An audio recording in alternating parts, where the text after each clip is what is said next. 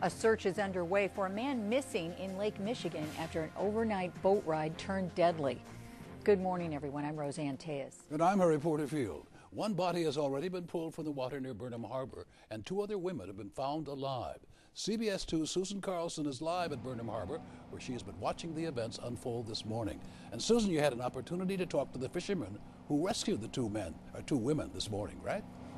Yeah, the 2 women who were rescued, Harry, they right now are being treated for hypothermia at Northwestern Memorial Hospital, but they are expected to be okay. They were disoriented when they were pulled from the water, but they did tell the 2 men who rescued them that they jumped in the water for a late-night swim with 2 of their friends when the sailboat that they were on drifted away. I noticed a swimmer in the water with her arm. I immediately looked for a buoy or a boat. We saw there was no buoy or boat, so we went immediately, got the life ring, threw it to her, brought her in the boat.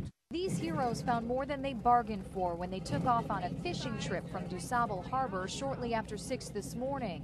About a mile out, they spotted the 1 woman struggling in the water and then another. She was just about spent, so if we didn't get there, I'd say she would be dead right now. She was going under when we pulled her out. Both were not wearing life vests and had been treading water for 4.5 hours. Fortunately, one of the fishermen happens to be a physician. And so at that point, how did you treat them? Well, checked them out, make sure they were responsive, checked their eyes, started trying to warm them up. But at that time, there was no sign of the 2 men who were with them on the boat last night. A U.S. Coast Guard helicopter spotted a male body in the water near Burnham Harbor around 9:30. The unoccupied sailboat was also found in the vicinity of the 63rd Street beach. It's been towed to the Chicago Police Marine Unit headquarters. While the desperate search continues for the 2 women who were rescued, it's a miracle. It's almost divine intervention. Wow. You know, I can't believe they stayed out there for that long and was able to make it. Now, the Chicago Fire Department and the U.S. Coast Guard says that the search will be centered here at Burnham Harbor, but it does span a complete mile radius in all directions around here.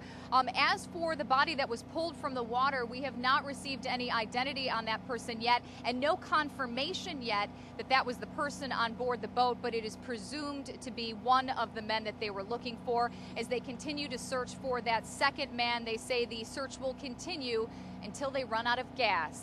Harry, back to you. It's rather remarkable, treading water for 4 hours. That is unusual. Unbelievable, unbelievable. Thank you very much, Susan. So lucky. And you know, even in hot weather like this, the water temperature of Lake Michigan is a lot more dangerous than you might think.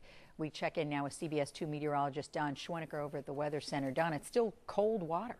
It certainly is. As a matter of fact, in the upper part of the Midwest, the average temperature in a lake is around 65 to 70 degrees this time of year. Let's take a look at Lake Michigan and the temperatures coming in. These are the latest temperatures from the University of Michigan. They measure Lake Michigan temperatures. And along the coast, 65 to 70 degrees. As you get out toward the middle, it gets up around 75 degrees. Now, just a note, in 65-degree water, hypothermia conditions can set in within 2 hours.